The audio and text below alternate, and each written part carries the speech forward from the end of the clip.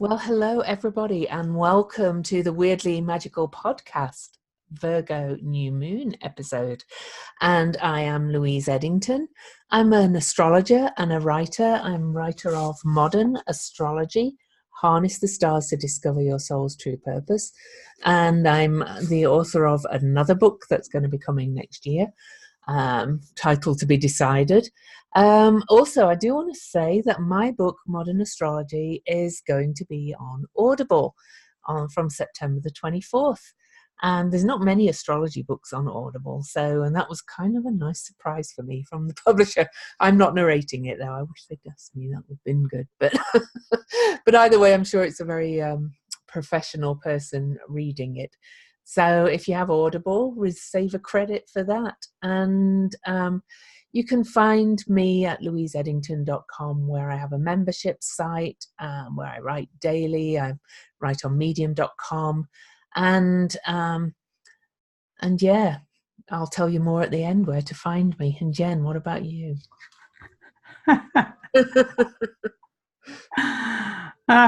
Lost my notes. Anyway, it's okay.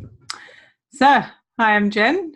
I am an Akashic mentor and healer and soul guide. I help my clients to find their true soul's choice through, connecting to their wisdom and their knowing. And I am also the creator of the Illuminating Journey cards, which I don't have a copy, but here's, I'll show you that in a minute. Anyway, I'll show you the card in a minute, and as well as the author of Leash Cocoon. And I have a membership site. People want to join. It's a monthly membership. Your Soul Pillow. And I also do readings, workshops, and more. Cards, workshops with the cards. And actually have an upcoming workshop with a friend of mine. We're teaching the Akashic Records in October 20th, I believe, in Golden, Colorado. How to read the records and a couple of other things, and with a tool and an assessment. So it's pretty exciting. Yeah. Yes, otherwise you can find me the rest at jenduchenne.com. Well, before we dive into the new moon, just a couple of housekeeping details. If you would subscribe to your favorite podcast provider and leave us a review if possible. A written review really is helpful. We appreciate all reviews. We're also taking listener questions. We don't have any for this episode, which is fine. We've got plenty to talk about. And if you email your questions to weirdlymagicalpodcast@gmail.com, you may be featured live on air. Just your name. We won't give out any personal details. And we also have a Patreon, patreon.com/weirdlymagical, for just $3 a month. When we get to a certain number of patrons, we're going to have patron-only content that we will record for you. Is there anything else I've missed, Jen, before I dive into just a little bit about this new moon? I don't think so. The only thing that came to mind was switch off your cell phones, but that can't be right. I already switched mine off. Yeah, no, I can't think of anything else. It's just... I think we've covered everything. Well, actually, before I talk about the new moon, which is on August the 30th, by the way, and before I talk about the astrology leading up to it, let's do the cards first this time. So Jen's going to pull a card, or she's already pulled a card from her fabulous Illuminating Journey cards, sorry. Right, so the card that came up is this one, Soul Portal number 9. And for those that are looking, there's kind of mountains in the foreground with a what looks like kind of a cave that goes in. So it's like kind of rainbowish mountains, and in the distance, through the cave, there's a lower area that is kind of like an island with this almost diamond heart-shaped rock with a female warrior on the top.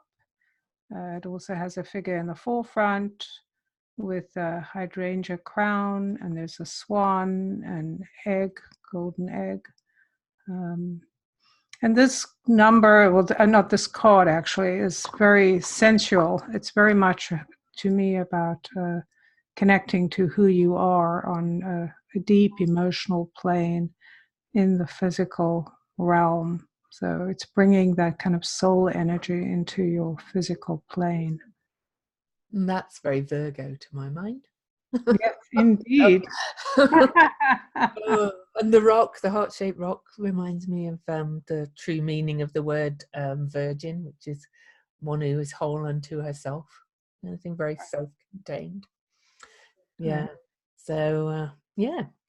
And my card, I pulled the Queen of Swords, which is mastery of objective thinking and clarity, which is very appropriate for a Mercury-ruled new moon with so much going on around it. And so, this is kind of saying that you're cutting behind the mask. You're getting very real. She's cut a mask off, if you can see the mask there. And then the diamonds kind of behind her head, the diamond thinking is this very, very clear, straightforward kind of thought coming in from the universe to my mind too. So Right. What's interesting is that your card has got all the blues in your background, and mine has all the kind of rainbow, which kind of matches my background. yeah, Kind of funny. it is funny. Well, always happens that way, I think. So this Virgo new moon, well, let me just talk quickly about the energies coming up to it, because we're recording this on the 20th. Venus, Mars just went into Virgo. Venus is about to go into Virgo. And then the Sun enters Virgo on the 23rd. And then Juno enters Virgo on the 24th. On the same day, we have Venus conjunct Mars in Virgo, and that's starting a new Venus-Mars cycle. And then we have Mercury entering Virgo on the 29th, and then this new moon in Virgo. And the new moon, so we have this big lineup. We have Mercury, Juno, both at 2 degrees of Virgo. The sun and moon at 6 degrees of Virgo, and the new moon is at 6 degrees 46 minutes. Then we have Mars at 7 degrees Virgo and Venus at 11 degrees Virgo. And the new moon at 6 degrees Virgo is exactly trine, well, almost exactly, bar a few minutes, trine to Uranus in Taurus. So that's an Earth trine. Then there's a wide grand trine to Saturn in Capricorn, really, which is at 14 degrees.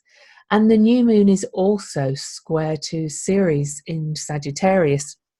And she's the great mother and goddess of the harvest and kind of the natural cycles. So that's another very earthly energy, the great mother Ceres. So this is a hugely earthy new moon, and coming after we've had some major Leo months, which has been very fun, really, very creative to my mind, up till this week. We're kind of in the embers, if you like, of the last bit of fire, as it were, before we really dive into the earthly realms. So we'll talk in great depth about this. Interestingly, Virgo, as I said, is Mercury ruled. I think I said that when I pulled the card.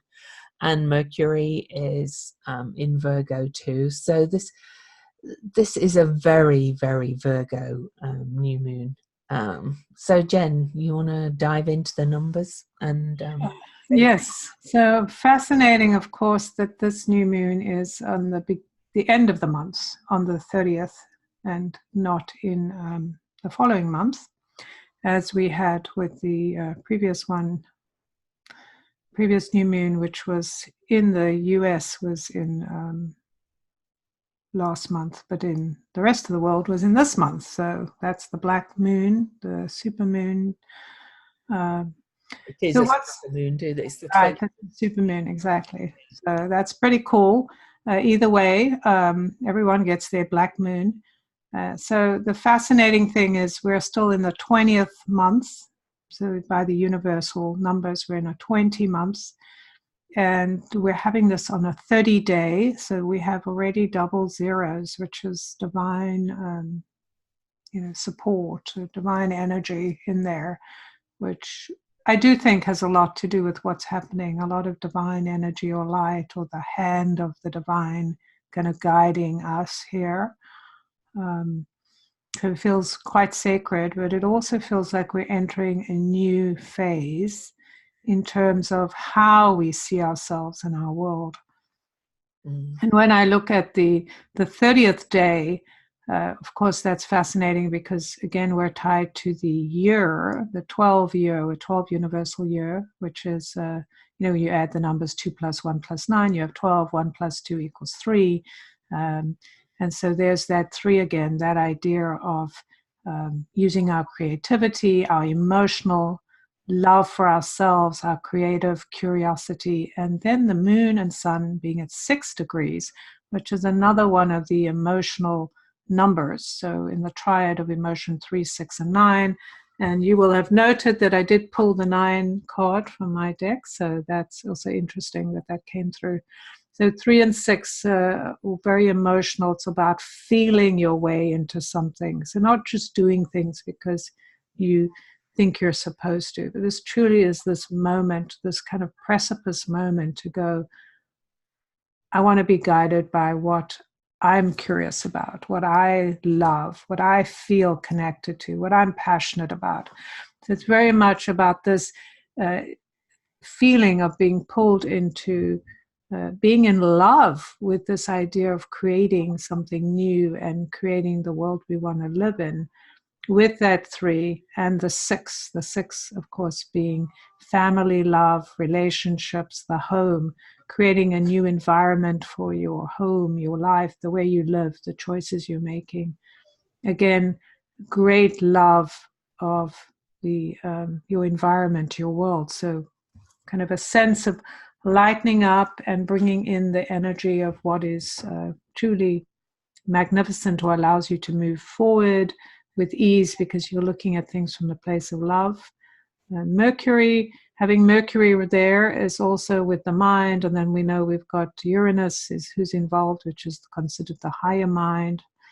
So there's definitely a connection with Mercury being at 2 degrees.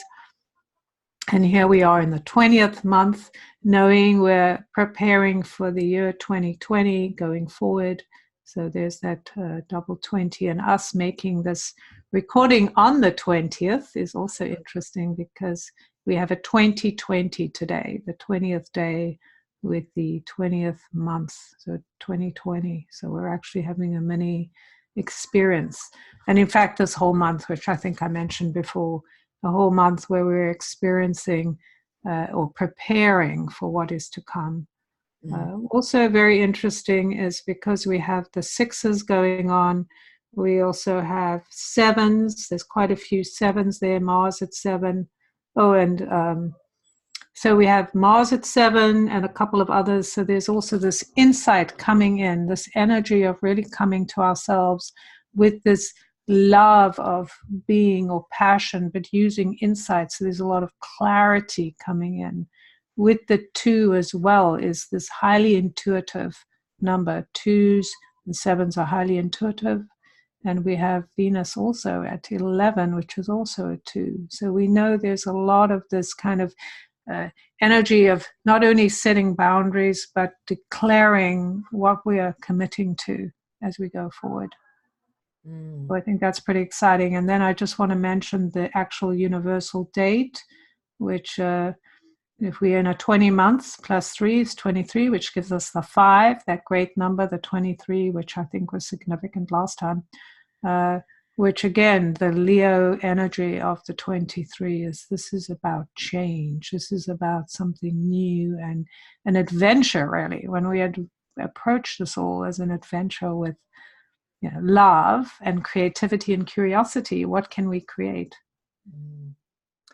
Yeah, so looking at it from my perspective, well, the few thoughts, first of all, is that this is like one of the most yin charts I've seen in a long time. The Pallas Athena will have just moved into Scorpio, which is a water sign.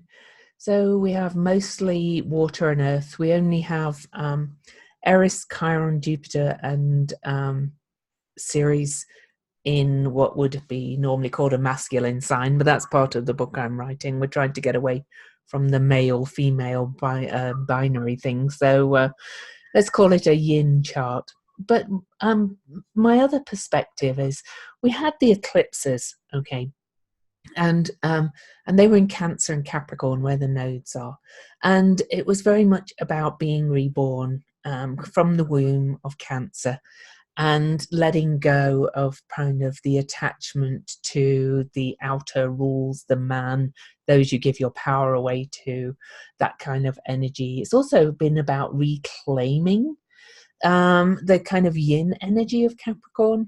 And then we moved into last month, the Leo new moon, which was, when was it? August the 1st in the UK. And we had at that time Venus, Moon, Sun, Mars, and Juno in Leo. Mercury was still on the eclipse degree of the full moon eclipse, 23 Cancer. And now, oh, you okay? all of that energy has moved now into Virgo. So we had a kind of the womb of Cancer, the creation of Leo, and now we're in this earthy, making very real, making very practical, making very useful. And here we have all the personal planets, Mercury, Venus, Mars, Sun, and Moon, all within 9 degrees of each other. And how funny that they're within 9 degrees, and Jen pulled the 9 card. And she's talked about and I only realized that as I said it. And then Juno is right there as well, next to Mercury.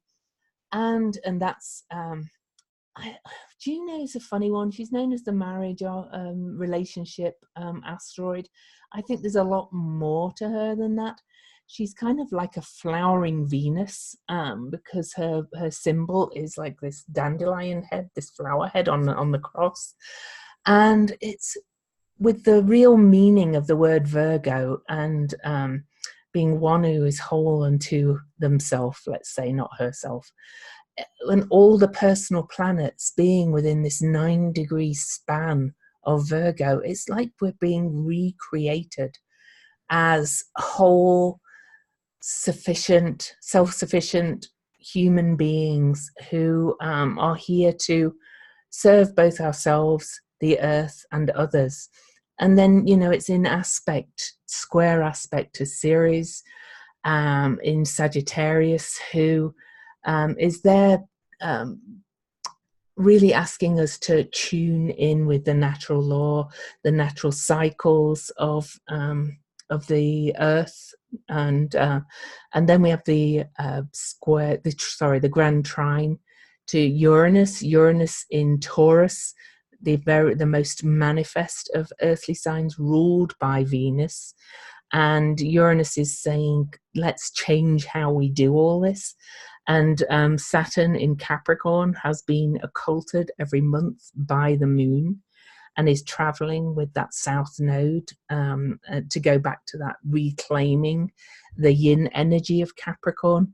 It really feels almost like the circle of grandmothers, or the circle of wise elders. In fact, let's say the circle of grandmothers and grandfathers together is coming back together in this chart. It almost feels like the medicine wheels kind of being recreated in this chart to a degree. Right. It's very interesting because, of course, Virgo is about health and about disease, as we've talked about before. And this is how we cut away the disease, is by finding balance or harmony. I also just noticed that we have 3 pairs in Virgo, which is fascinating, right? 3 pairs. So there's, Yeah. Mars and Venus together, Sun and Moon together, and Juno and Mercury together. So there's that male, female, or whatever you want to call it, yin and yang. And you could say Juno and Mercury are the bisexuals. Right, exactly. They are, right? And they, yeah, they represent. So it's everyone is being represented. And it's also the sense of inclusion, right? Having Juno in there as part of the life, right? Relationships in terms of all relationships. Well, Not, Juno does represent the rights of the oppressed and like women's rights and LGBTQ rights as well. So, right. So it's pretty phenomenal. There she is, right in the middle of this sacred six, and of course their numbers are so fascinating as well, as we mentioned.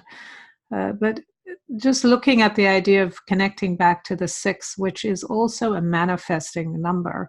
This is important to remember, that this is what we're doing in this space here, is not just getting this information, not just downloading the idea, but actually being activated to go forward and make choices. I mean, this is really how we make choices, is we do things, especially with that connection to Uranus in Taurus. It's like, it's not enough to think about things. Now it's time to activate things and do them and test them out and risk things to have something different. So it's a very inspiring moon and chart, because it's showing us there's so many other ways to do Earth, or to do life, or how we are representing ourselves, how we're living here and now. And so that's so fascinating to me. You have the 2 2s in the front, then the 2 6s, and then 1 7 and 1 11. So there's that, the 2 pairs are kind of exact, right? In a sense, they almost, well, they've got the whole numbers, the degrees. And then with the 7 of Mars is this kind of idea that I will be inspired and let go of old thinking and use my fire to create with the 11, which is that doorway, that master number that Venus is at, that she is expanding to enter into the space, step over the threshold, take her rightful place, and be an equal to Mars, and not be an underling or any of that. So I think this is really key here in the chart. And well, of course, Venus is starting to move ahead of Mars and the Sun now, and she's going to re-emerge probably just a few days after this new moon as the evening star, heading towards her next retrograde. So she's leading the way, and I love that she's 11 degrees and 13 minutes. There's that magical number 13. Right. Right. That's very goddess kind of, because 11 is about accepting your divine commission and kind of stepping into it and allowing that energy to flow in, the truth of who you are to flow in and go, right, this is what I'm here to do. And we have a 2 at each end of that whole stellium. Right. Isn't that amazing? Going from 2 to 11, but both returning to 2. And looking at Pluto, who's also 20, which is fascinating as well. So I think there is that aspect. And then, of course, we have the 5s that are interesting, because it's a 5 universal day. We have Ceres at 5. And we also have Saturn at 14, which is a 5. So there's a lot of repetition of the same numbers here that is quite unusual, I would say, because a lot of the same, Jupiter's at 16 degrees, 15, which is a 6. And then the nodes are at 16, which is also fascinating, because that's a 7. It's all about looking at your intuition and letting go, like really being tuned into what it is that you're wanting to create. And this is how we learn to create. Like, most of us don't actually have a good idea of how to create, because we've followed the existing model. People say, well, if you want to be successful, you go to university, you go here, you do this, blah, blah, blah, blah. And those things are falling away. So to me, when I look at this, it's like the universe is saying, okay, this is how you create. First, you have a desire and understanding, you make connections, and then you start to kind of get curious about it and explore and be in a space of love instead of a space of being criticized, because that's the other aspect of Venus, Virgo, right? That's the exactitude. Oh, it has to be perfect. And remembering what divine perfection is not what human idea of perfection is, like make all the lines straight. But it's more about how do you move forward? How do you actually get things into creation and create a new body of work, a new body of experience, be more active in your life? It's by you do things, you make mistakes, then you fall off and then you correct. Oh, I see, this is in the wrong place. Let me go forward and do something else.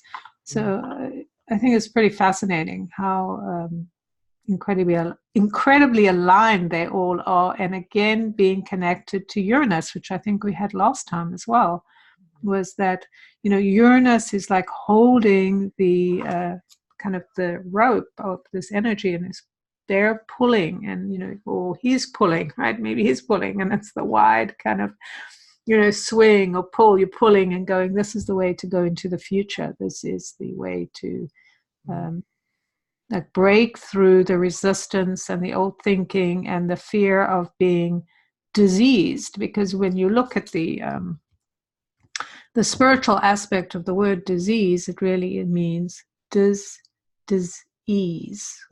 not having ease. And so we have worked in a very uncomfortable place trying to make things work, and now we're moving into a place where we can follow the flow. It doesn't mean it's going to be all easy. Well, it's about building it ourselves, really, isn't it? And there's absolutely no air energy in this chart. The only air we've had for a while was Pallas Athena in Libra, who's still in Libra as we record this, but she has just moved into the deep water sign of Scorpio on this new moon, and there is absolutely no air. So what that makes me think of is, we've had over the last 2 years with all this Uranus Pluto square and all the changes that are happening, all this crap about ascension. And we're all going up somewhere, and we're all going to another, I don't know. We're not. We're all descending down into our humanity and remembering that we're all in it together, that this is what we have, this, in this lifetime, in this realm. There might be something else somewhere else, but that's not what we have here. And, we have to remember that we are human. We're all in it together. And we're connected to the earth and everything on it and all the material world. That doesn't mean you can't have do meditation, have mystical experiences, but you still have to live in the world. Even when you're having mystical, even if you go and live in a cave, you have to sit on the cave floor and on something, and you have to eat, and you have to keep warm and things like that. Right. So I think this chart, more than probably, it's been happening for a while, but more than before, is grounding us right down into our humanity and our humanness, and saying, just remember that this is what you have, this is what you're creating, the human self. You're not waiting till you die and go off to meet the big man on the cloud or whatever. You're here for a reason, and it's time to get kind of in the murk and the mud and mold it and create it the way you want it, including yourself. Right. And I think this is a very powerful thing, because you were talking, what came to mind was the word cooperation, because twos are also, and sixes, when you love what you're doing, when you love that you are connected, which is what the 9 is also about. When you love what you're doing, then you realize that everyone has equal say, and compromise is not what we imagine it to be. We have all these ideas like, I've got to give up what I believe in so someone can have their way. That's not what this is about. This is about knowing clearly what you want and knowing the areas that you can say, well, this is definitely what I want, but this thing around here, I'm easy about it. Okay, I want chicken for lunch. I know I want chicken, but I don't mind having beet salad or lettuce or anything you choose, a salad we can share. And that's the same kind of thing here, is this idea of making those connections where we're actually working not against ourselves or going, oh, all these people don't believe this and that, and blah, blah, blah.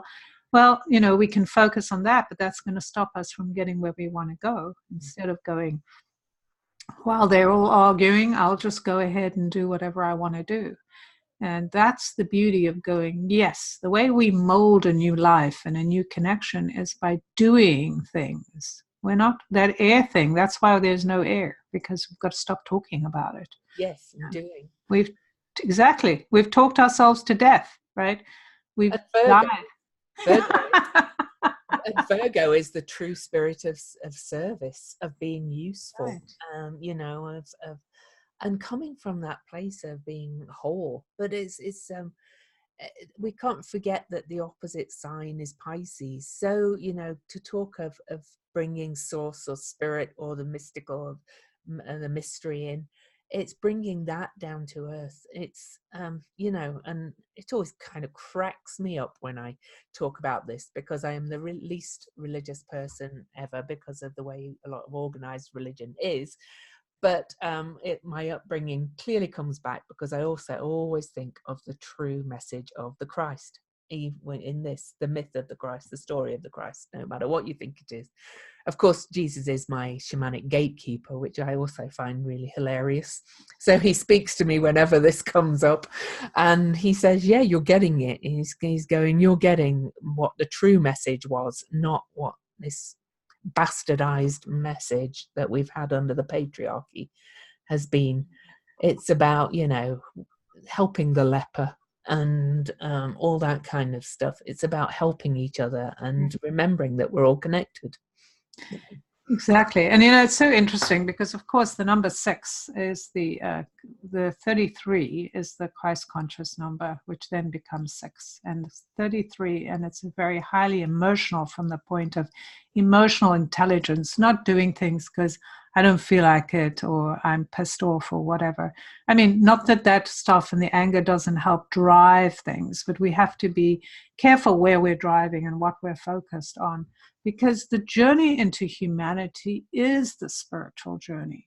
To think that the spiritual journey is perfecting ourselves to go somewhere and to be patted on the head by some old man that says, right, you did it, well done, now move along. That's all bullshit. It's like enter the pearly gate. That's so outrageous and ridiculous. And just like you were saying, Louise, this idea, when I hear people talking about us going to the 5th dimension and all that, I'm not saying that we're not going to new dimensions in the sense of our understanding, and that may be the 5th, or I don't know what number it is. Yeah, whatever the number. Yes. But we are our consciousness is being raised. Right, our consciousness is being raised, but the point is, it's being raised so that we can live in this body in a more wholesome way. And that means that wholeness, the connection, holy as well. We talk about wholesome or whole and holy. Those are all the same words. It's about being holy in every moment. It's about being holy with people like the leper, the people we don't like. Can we be holy in their presence? Can we see them as holy? And that doesn't mean falling into servitude. No, exactly. It also means serving yourself first, looking at. Right. Well, and it's interesting you bring that up, because 6 is the number of the martyr when it's out of balance, right? So 6 is the number of service, right? That's the 33, the 6. That's all about service. It's all about service to humanity.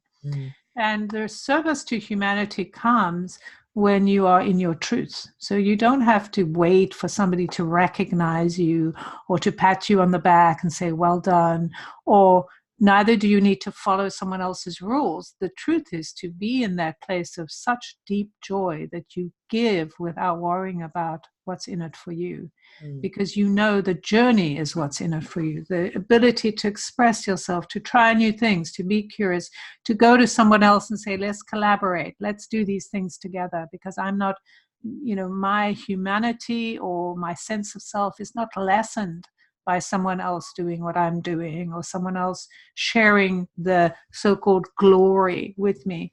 So it's very much about, I feel very spiritual. Virgo is a highly spiritual sign and feels very spiritual in the sense of the female spirituality, or if you want to call it the yin spirituality, where it's about compassion and service and recognizing others. Sign of the Magdalene, isn't it? Right. Like the washing of the feet, like that, to me, that signifies that's like the holiest thing you can do. Obviously, it's a visual. You don't need to go around washing people's feet, but you could certainly do that. But just think about when you're in such pure love and such ease in your body and your spirit that you could wash anyone's feet and not feel defiled by it. That's the ultimate. And then we've got Uranus in Taurus, to talk about this kind of energy again of the true biblical message, if you like. He's the benevolent rebel. He's radical. He's shaking it up over there in Taurus. He's saying, change up how we do this. And what was my thought? Gone. It doesn't matter. Oh yes, I was going to talk about, but I can hear people going, but look at what's happening in the news, all these people's rights being taken away and all that kind of stuff. I still believe that all this is happening to have it all in our face, so we can look at our shadow, look at where we've kind of all gone wrong a little bit, so we can kind of readjust and bring it back to this more caring society, not nothing to do with politics there. This is the whole remembering we're in it together kind of thing.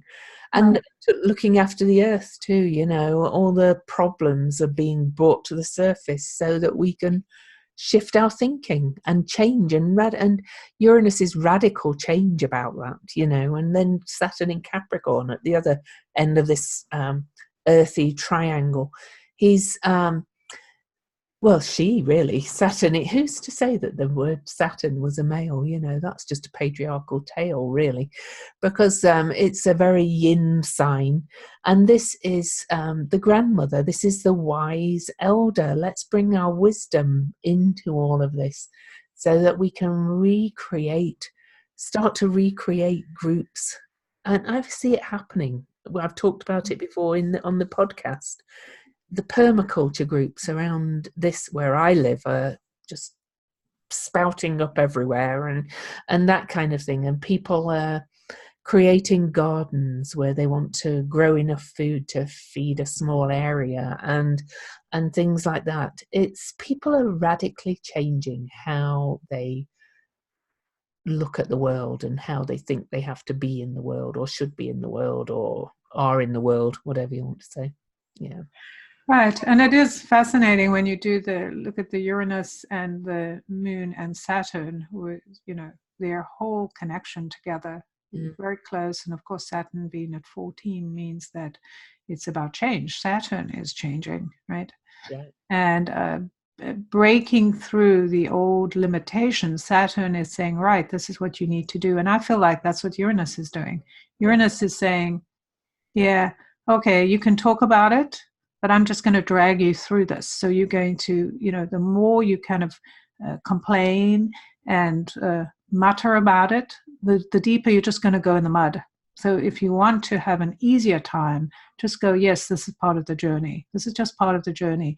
Dealing with people that don't understand, dealing with people that have a different point of view. It's okay. It's okay for them to have that. It's okay for this to be part of the process. It's just a matter of where are you focusing? And that's the thing about Virgo is going, what's my daily habit? What's my daily life about? What am I doing to activate where I want change? So we can all feel it in our bodies, in the systems we're connected to. Everything's changing. And it's like, it's up to us. Do we want to lie in bed all day and eat bonbons and complain about what other people are doing? Or do we want to go, right, I got things to do. I got to get out in the fields. I got to start making things happen. I've got to get my voice and my truth out into the world, not because I want a reward, but because this is the time. This is the time to be of service. This is how I am of service. And of course, as Louis says, making sure you take care of yourself, because you're useless to others if you don't take care of yourself. That idea of sacrificing yourself to such a degree that you are useless is pointless. Like, you can't think straight. And when I think about some of our politicians and leaders and stuff, they're like burnt out. They're useless because they've taken things that were out of integrity. And this is, again, we've got all of these signs of pushing us to our integrity. I know we've talked about this before, but again, how can we be in integrity in every moment? Like, we make mistakes, and it's okay. So instead of sitting on our laurels about, oh, I made a mistake, I can't move forward, it's like, okay, I made that mistake. Good, now I can move forward with greater ease because now I've made that mistake and I'll make another one. So it really is about moving by mistake. It's like that thing, like, how many mistakes have I made? That means I'm actually successful. How many people are talking about me? More success. Like, I know I'm moving in the right direction. If no one's saying anything to me and I'm not making any mistakes, then clearly I need to get off my ass, right? Because nothing's happening. And so this is really what this part is about. Those politicians like that, to me, those leaders, they burn out because they've taken things that weren't theirs. They don't give a shit about it because they've lost their way. And so we can't follow them and we can't talk about them because it's just more energy to what they're doing instead of energy to what we need to be doing. On a kind of more mundane note about the Virgo, I had to laugh because I was watching somebody else's video about the new moon.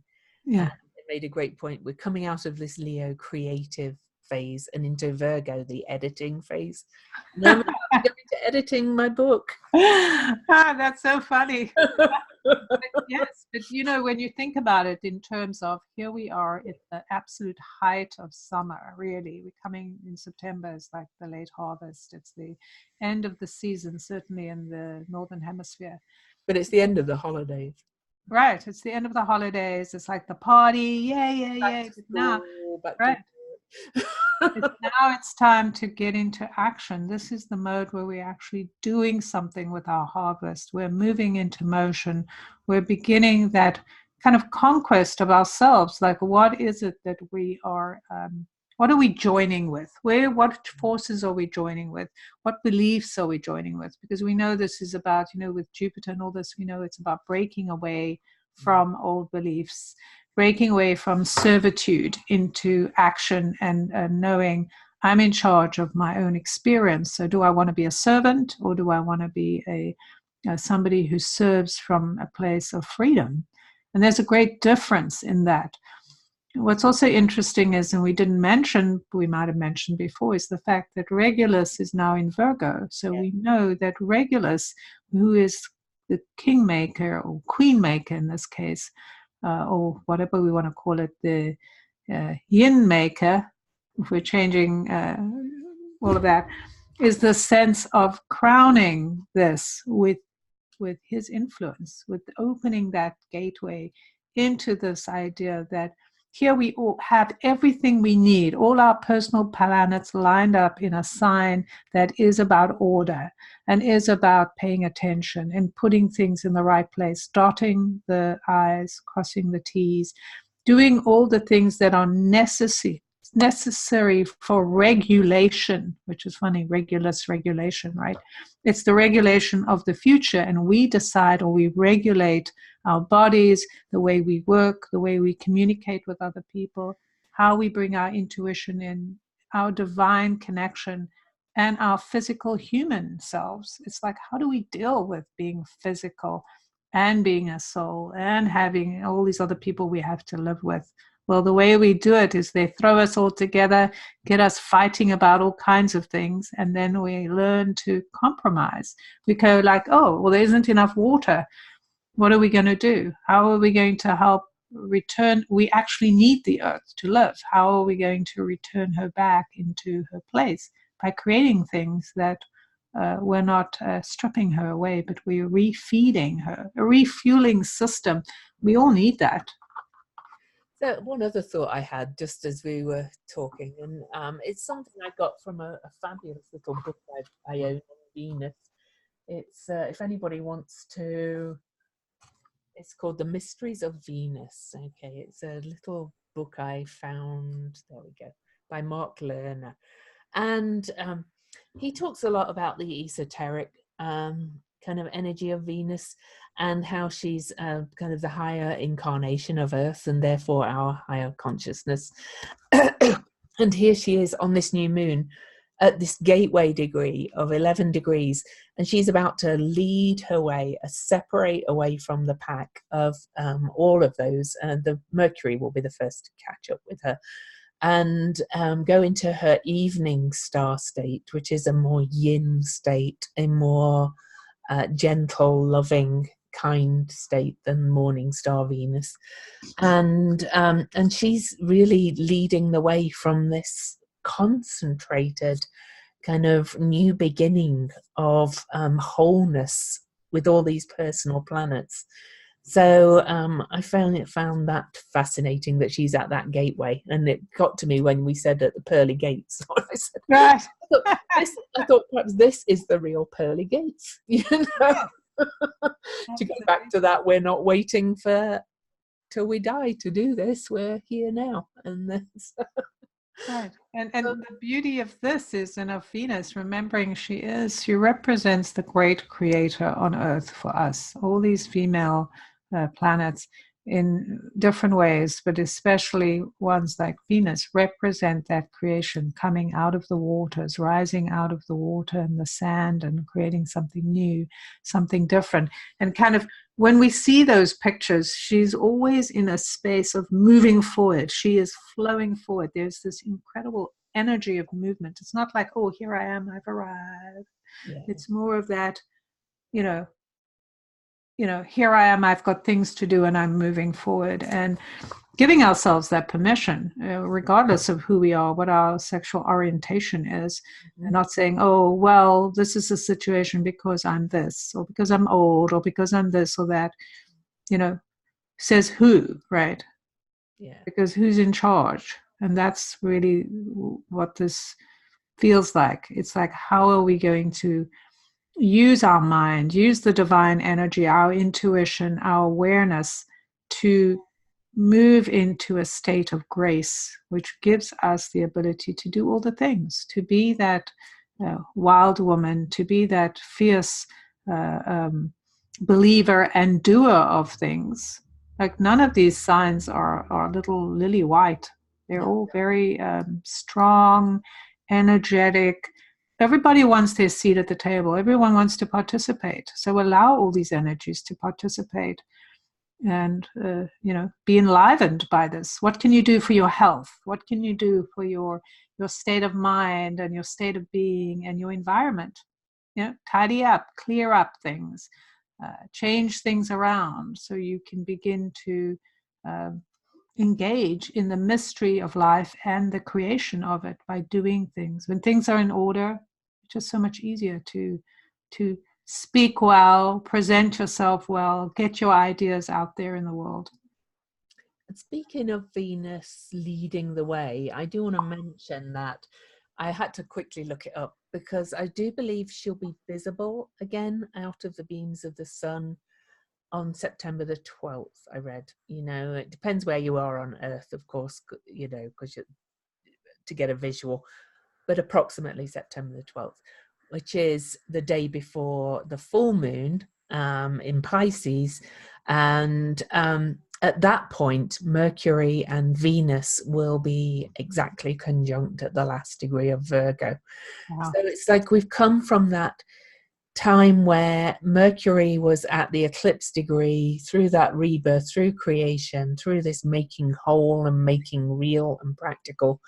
And then by the full moon on September the 13th, Venus will really have led the way out of there. And it's all going to, so there's 2 weeks really between now and, or between, sorry, the new moon and the full moon. is a huge period to really put structures in place, routines in place. That's all very Virgo as well. To, you know, if you've been meaning to, you know, I don't know, go and volunteer in a shelter, maybe it's time to go and actually commit that hour a week. I'm not saying everybody has to go and do that, but something in your life so that you're feeling more useful, you're feeling like what you're doing is contributing more to the greater good, then that 2 weeks is a really big 2 weeks to do that. So you can emerge by the middle of September ready for this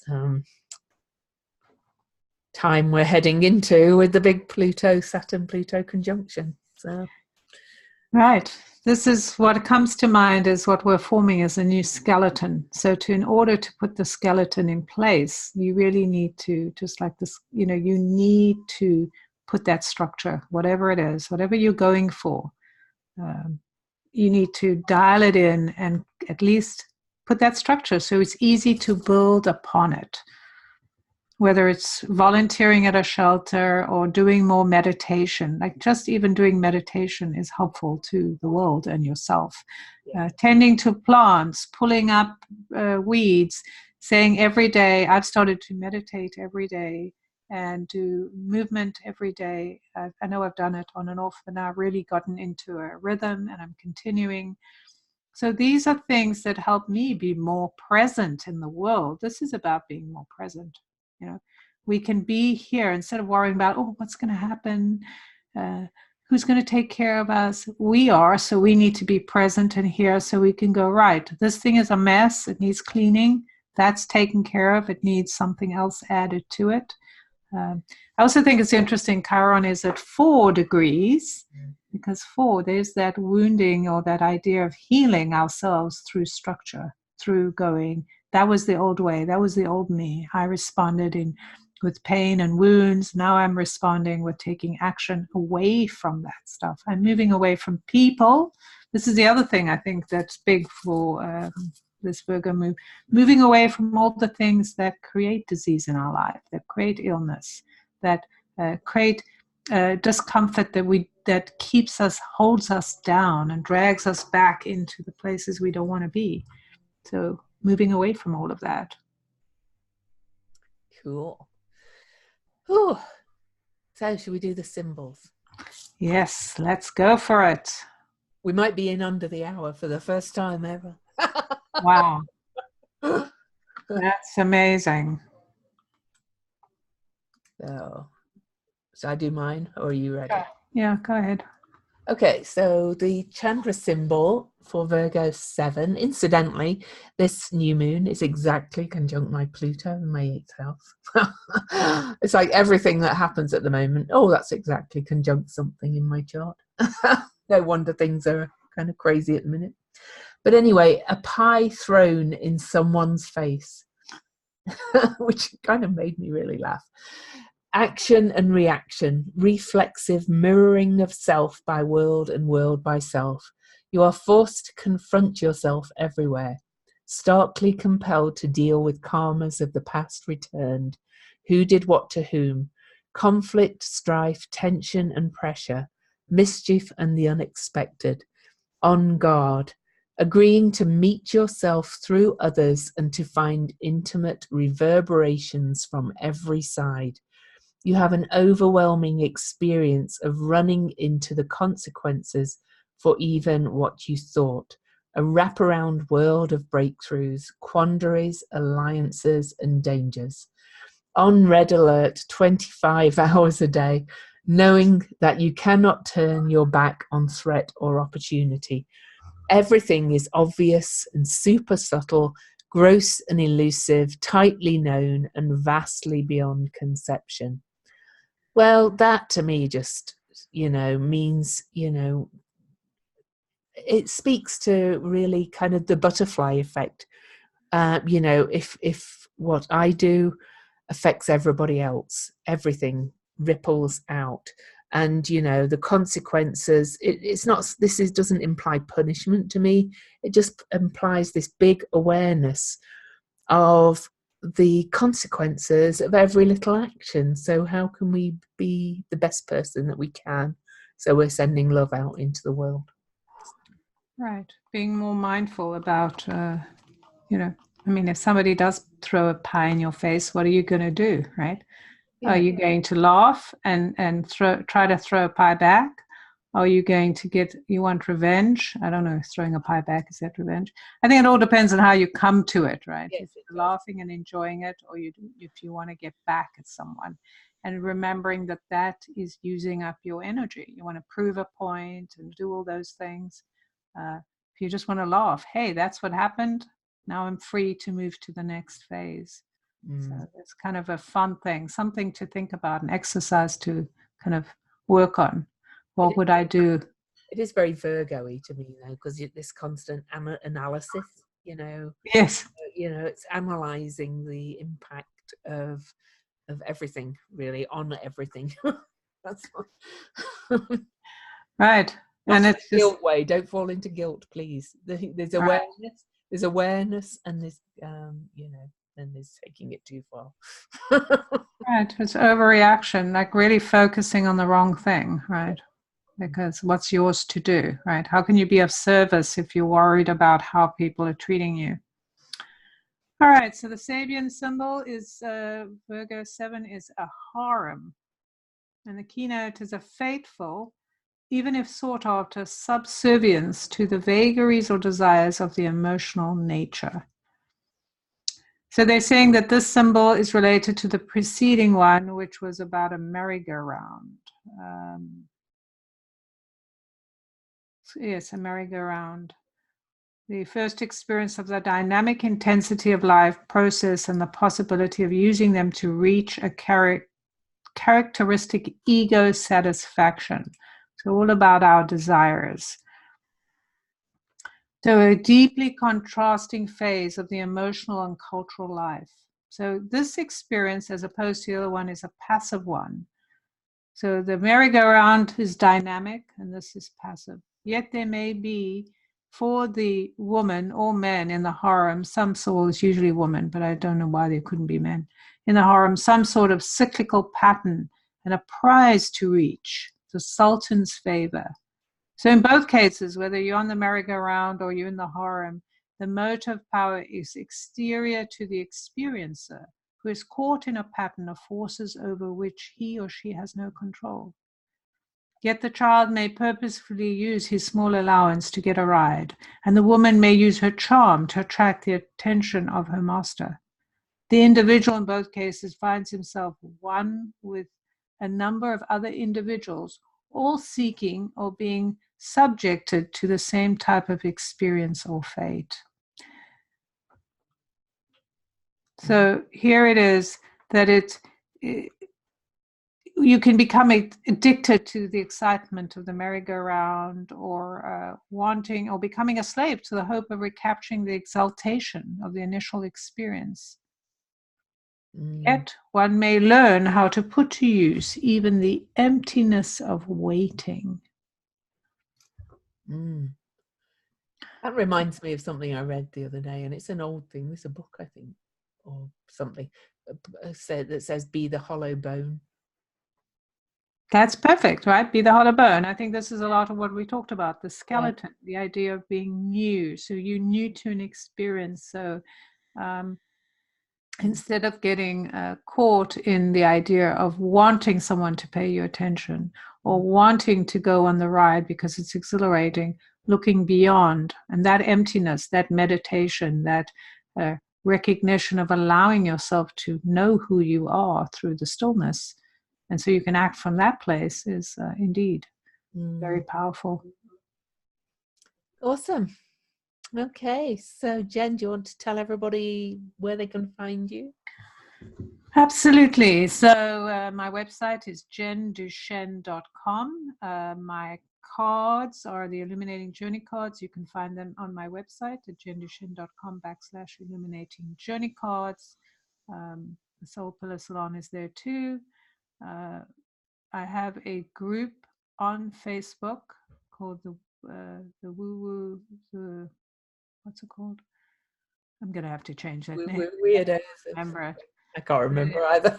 The woo-woo weirdos, the light club of the woo-woo weirdos of the world. So I think I'm going to have to change it. But yes, it's there. And I've also just started a page, Jen Duchenne. I'm on Instagram. I do weekly videos on the energies with the cards on YouTube. And I'm pretty much everywhere, I guess. And so, yes, you can find me, website, or Google my name, Jen Duchenne. Or you can reach me by email, jen@jenduchenne.com. Oh, and my class that I mentioned, you can just shoot me an email or look on Facebook. I have posted it there. Cool. And I'm Louise Eddington, and you'll find me on my website, louiseeddington.com or yourcosmicblueprint.com. Will take you to the same place. And on that homepage, there's buttons that say various ways to find me or work with me, some free, some membership, and I also do astrology readings. My book's available on Amazon everywhere in the world, and coming on Audible, Modern Astrology again.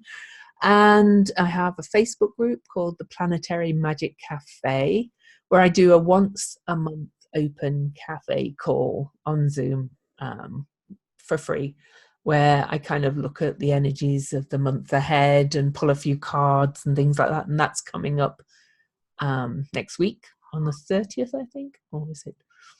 No, it's on a week on Monday, September the 2nd. So come join the group, come join the call. I always record it if you can't come live. I have a Facebook page, Louise Eddington Astrologer.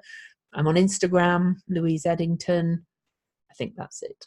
So, and don't forget to send your questions and leave us your reviews. So it's weirdlymagicalpodcast@gmail.com. And your question might be featured on the next episode. So for now, it's goodbye from Lou.